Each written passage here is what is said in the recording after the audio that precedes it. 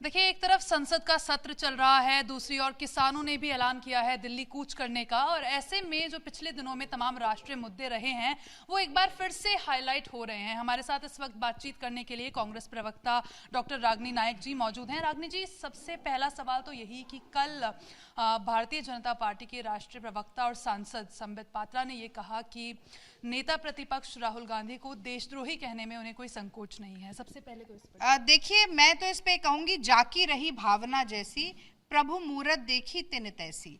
तो देखिए, जो खुद ही जिनके डीएनए में खुद ही देशद्रोह हो, भारतीय जनता पार्टी और संघ जो है, हम तो संघ की ही बात करेंगे क्योंकि भाजपा के पुरखे वही हैं, वो तो मुखबिर रहे हैं अंग्रेजों के। उन्होंने तो अंग्रेजों के आगे नाक रगड़कर माफीनामे लिखे हैं, उनकी पेंशन पर जीते थे, संविधान की प्रतियां जला के मनुस्मृति को संविधान बनाने की बात करते थे।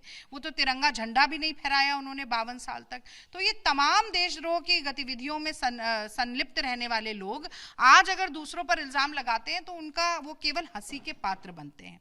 पर दूसरी गंभीर बात यह है कि राजनीतिक डिस्कोर्स को इस गटर लेवल तक ले जाने का जो काम हो रहा है, कहीं ना कहीं देशद्रोह जैसे गंभीर शब्द का सरलीकरण करके केवल अपने राजनीतिक स्वार्थ सिद्धि के लिए एक ऐसे व्यक्ति पर अनर्गल आरोप लगाया जा रहा है जो कि न सिर्फ भारतीय राष्ट्रीय कांग्रेस इस देश के सबसे पुराने राजनीतिक दल के पूर्व अध्यक्ष हैं, बल्कि अभी फिलहाल नेता प्रतिपक्ष हैं, 5 बार के चुने हुए सांसद हैं, एक शहीद प्रधानमंत्री के बेटे और पोते हैं। और मैं तो ये कहने से भी गुरेज नहीं करूंगी कि उनके परिवार का जो बलिदानी खून है वो भारत माता की रगों में दौड़ रहा है, इस देश की मिट्टी को सींचा है। और कहीं ना कहीं राहुल गांधी जो बार बार दुखती रग पर हाथ रख रहे हैं, आज दुखती रग क्या है मोदी जी की? अडानी।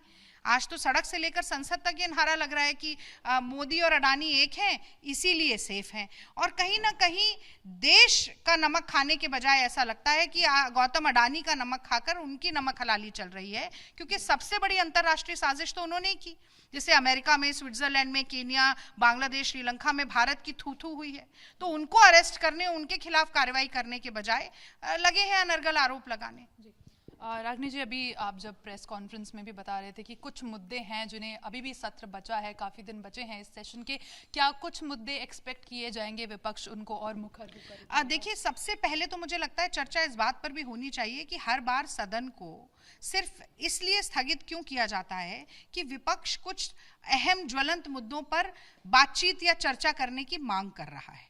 मैंने सबसे पहले कहा कि आज अडानी स्कैम पर चर्चा होनी चाहिए, आज संभल पर चर्चा होनी चाहिए, आज महंगाई पर, जीडीपी की जो दर है जो 5.4 पर पहुंच गई है, रुपया जो डॉलर के अनुपात में गिरता जा रहा है, महिलाएं जो अपने आप को असुरक्षित महसूस कर रही हैं, जो बेरोजगारी का चरम है, इस सब पे चर्चा होनी चाहिए।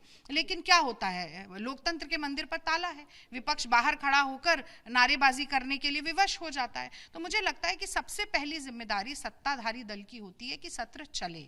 अगर आप 5 दिन में लोकसभा को सिर्फ 61 मिनट चला पाए हैं, राज्यसभा को सिर्फ 89 मिनट चला पाए हैं, तो ये आपकी नाकामयाबी है। आप इसे कितना भी अंतर्राष्ट्रीय साजिश का हिस्सा बताएं, मुझे लगता है आप अरुण जेटली जी के शब्दों को याद कीजिएगा जो कहते थे कि obstruction, parliamentary obstruction is a form of legitimate strategy, it is not undemocratic.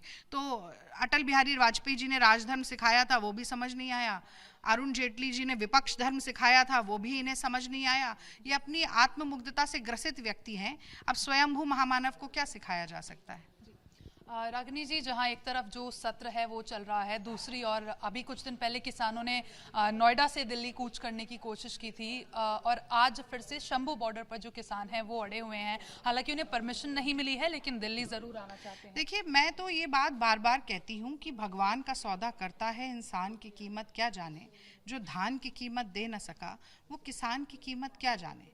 तो जिस व्यक्ति ने स्वयं आंदोलन जीवी और परजीवी कहा हो किसानों को, लगातार ये बात आरोप लगाते रहे हों कि खालिस्तानी हैं, आतंकवादी हैं, फॉरेन फंडिंग लेकर आते हैं, उस व्यक्ति के मन में किसानों के लिए संवेदन शून्यता है। पर मुझे लगता है आज देश की जनता को ये सवाल जरूर पूछना चाहिए कि आखिर किसानों को रोका क्यों जाता है। अगर इस पर एक प्रेस वार्ता करते ना और मोदी जी स्वयं करते तो मुझे लगता है उसे गंभीरता से लिया जाता। उसके बजाय अडानी के गुलामों से हास्यास्पद प्रेस वार्ता कराई जा रही है। आज किसानों का दर्द महसूस करने का समय है।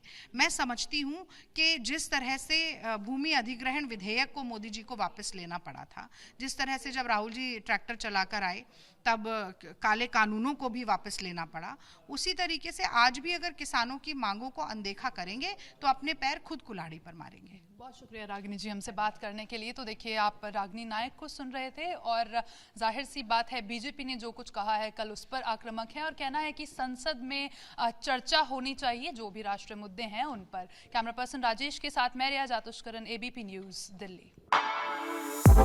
For exclusive and insightful videos, subscribe to our new channel ABP Live Premium.